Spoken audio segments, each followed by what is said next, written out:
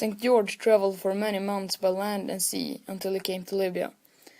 Here he met a poor hermit who told him that everyone in that land was in great distress, for a dragon had long ravaged the country.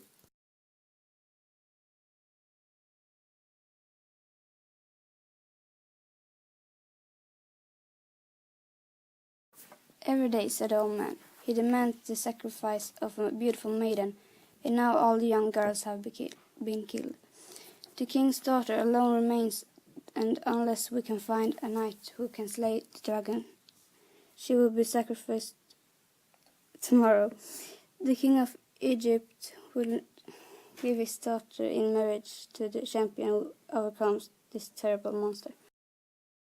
When St. George heard this story, he was determined to try and save the princess, so he rested that night in the hermit's hut, and at daybreak set out to the valley where the dragon lived.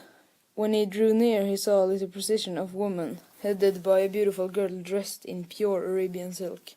The Princess Sabra was being led by her attendants to the place of death. The knight spurred his horse and overtook the ladies.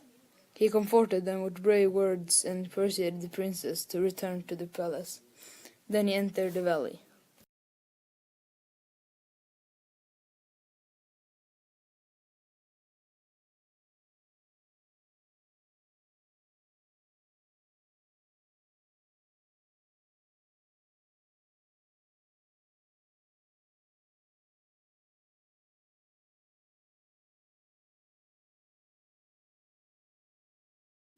The dragon's scales were so hard that the spear broke into 1,000 pieces, and St. George fell from his horse.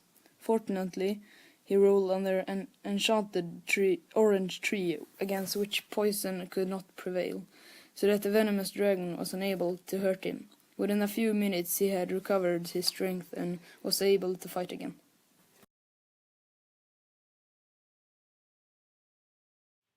He smote the beast with his sword, but the dragon poured poison on him and his armor split in two.